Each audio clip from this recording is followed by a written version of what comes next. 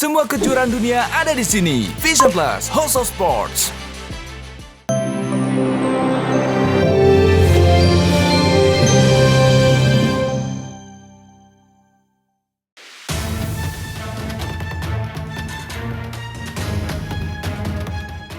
Pemirsa, Uya Kuya akhirnya membuktikan ucapannya melaporkan selebgram Medina Zain ke Polda Metro Jaya dengan laporan dugaan penipuan terkait jual beli mobil mewah yang sebelumnya dijanjikan Medina Zain. Hal itu dikatakan Uya usai menjalani proses pemeriksaan sebagai pihak pelapor. Kasus ini udah jalan Bang ya? Udah dalam proses, udah LP gitu kan.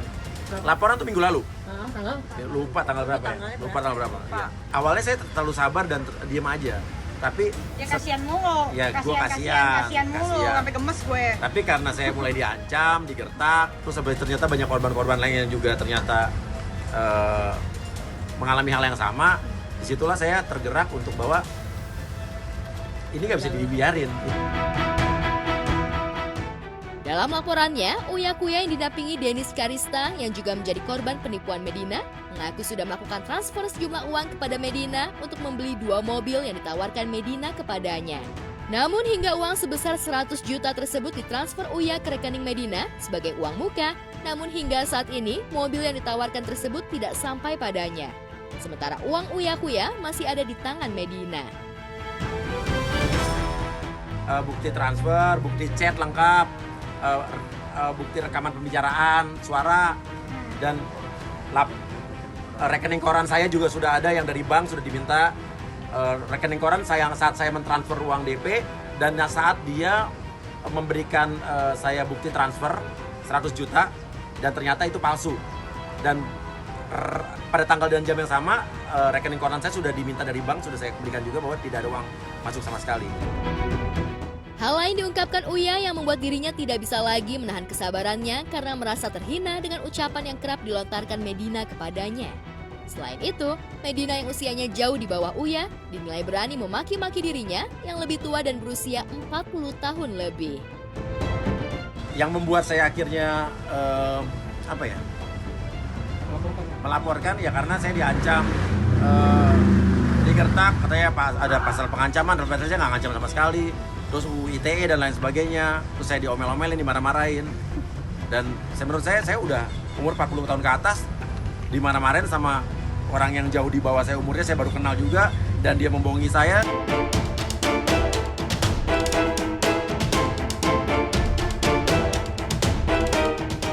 Beralih ke kasus hukum lain, sidang perdata kasus tabung tanah dengan tergugat Ustadz Yusuf Mansur kembali digelar di Pengadilan Negeri Tangerang kemarin siang.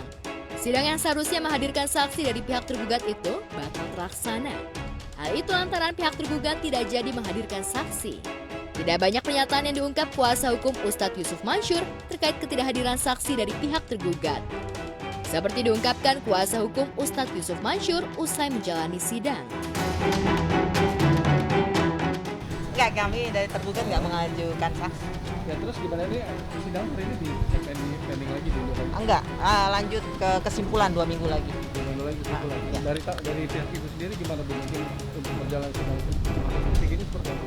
Jalan lancar aja. Ya, hari ini mestinya agendanya adalah saksi dari pihak saudara Jaman. Tapi tadi kuasa hukum mereka mengatakan bahwa mereka tidak jadi menghadirkan saksi. Saya nggak tahu itu alasannya apa. Sementara itu, kuasa hukum dari penggugat Asfa Davi mengungkapkan pihaknya akan kembali menghadirkan saksi pada tanggal 7 Juni mendatang sebelum masuk pada agenda kesimpulan di tanggal 8 Juni 2022. Agenda berikutnya langsung kesimpulan. 2 minggu lagi, karena minggu depan libur kan. Kan ada upaya-upaya lain. Saya rasa juga dari pihak mereka juga begitu. Pasti ada upaya lain. Sejak dari persidangan kasus tabung tanah itu disidangkan, belum sekalipun Ustadz Yusuf Mansur terlihat menghadiri persidangan. Sehingga banyak yang berpendapat kalau selaku tergugat, pihak Yusuf Mansur tidak berani menghadapi para korban dan sengaja mengulur-ulur waktu hingga sidang berlarut-larut tak berkesudahan.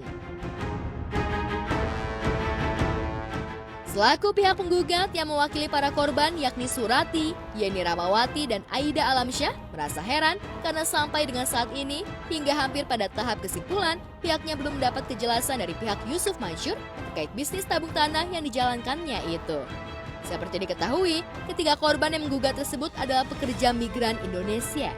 Ketiga korban tersebut mengetahui program yang dicetuskan ayah Wirda Mansur itu pada 2014 silam. Ketika itu, ketiga penggugat tersebut sedang bekerja di Hong Kong. Saat itu, Yusuf Mansur menyampaikan program tabung tanah tersebut dalam sebuah acara pengajian. Kita akan terus memperjuangkan ya. Memperjuangkan. Poinnya sebenarnya adalah yang ditanya itu saya berulang kali menyampaikan di media. Kalau dikatakan ada investasi pakai istilah tabung tanah, investasinya di mana? Dalam persidangan saya nggak melihat ada jawaban dari pihak lawan bahwa memang betul ada investasi. Kalau kita bicara investasi kan pasti ada. Barangnya apa, di mana, kapan, laporannya seperti apa, itu yang kita minta dan tidak dijawab. Bahwa akibatnya ada janji uang kerohiman, ada janji bagi hasil dan lain sebagainya, ya tidak terlaksana itu semua. Selaku penggugat, berbagai upaya dilakukan untuk menuntut pertanggungjawaban dari pihak Yusuf Mansur.